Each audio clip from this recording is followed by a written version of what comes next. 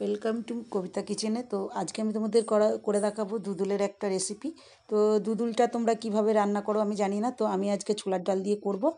তো আমি কিভাবে করছি সেটা তোমাদেরকে দেখাচ্ছি। প্রথমে আমি দিয়ে দিলাম এখানে কড়াতে তেল। তো আমি এখানে সর্ষের তেল ব্যবহার করেছি।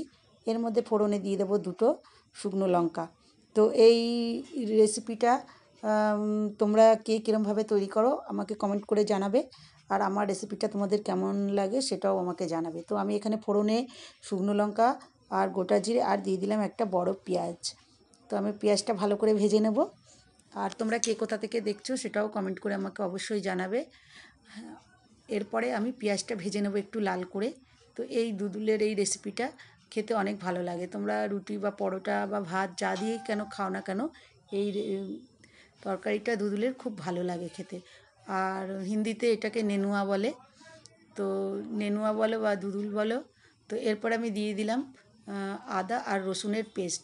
তো এটা দিয়ে আমি ভালো করে এটা কষিয়ে নেবো। এরপরে দিয়ে দিলাম আমি জিরের গুঁড়ো, ধনের গুঁড়ো, আর দিয়ে দিলাম হলুদ গুঁড়ো, স্বাদ মতন দিয়ে দেবো লবণ, আর দিয়ে দিলাম একটু লঙ্কার গুঁড়ো। ঝালটা তোমরা বুঝে দেবে, কেন এতে ঝালটা একটু বেশি দিলে খুবই ঝাল লাগে, তাই জন্য ঝালটা তোমরা বুঝেই দেবে। স্বাদ মতন লবণ দিয়ে আবার ভালো করে এটাকে নেড়ে নেবো। এরপরে যে দিয়ে দিলাম আমি একটা বড় সাইজের টমেটো কেটে কুচি করে রেখেছিলাম। তারপরে দিয়ে দিলাম ভেজানো ছোলার ডাল। তো আমি এখানে 500 গ্রাম নেনুয়া নিয়েছি। তো তার মধ্যে আমি দিয়ে দিলাম 100 গ্রাম ছোলার ডাল। ছোলার ডালটা আমি আগে ভিজিয়ে রেখে দিয়েছিলাম প্রায় 2-3 ঘন্টার মতন।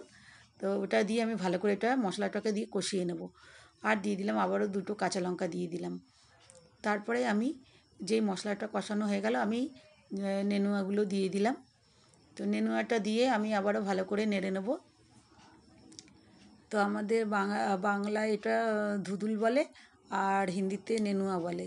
তো যাই হোক, তো আমি এটাকে ভালো করে একটু কষিয়ে নিলাম। তো আমি এতে জল ব্যবহার করব না, এটা চাপা দিয়ে দেবো, কেননা এই নেনুয়াটা থেকেই জল বেরিয়ে আমার ডালটাও সেদ্ধ হয়ে যাবে। ডালটা একবারে বেশি গলাবো না, দেখো ডালটা ঠিক এরকম হবে, এরকম মাখা মাখা মতন হবে। এই তরকারিটা খেতে অনেক ভালো লাগে। তোমরা অবশ্যই বন্ধুরা একবার তৈরি করে খেয়ে দিয়ে আমাকে কমেন্ট করে জানাবে কেমন হয়েছে।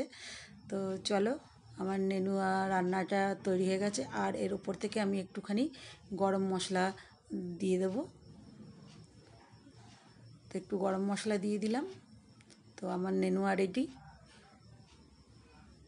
বন্ধুরা সবাই ভালো থাকো, সুস্থ থাকো, আর আমার চ্যানেলটাকে ফলো করে দিও। আর আমার রেসিপিটা তোমাদের যদি ভালো লাগে লাইক শেয়ার কমেন্ট করো, আর আমার পাশে থেকো।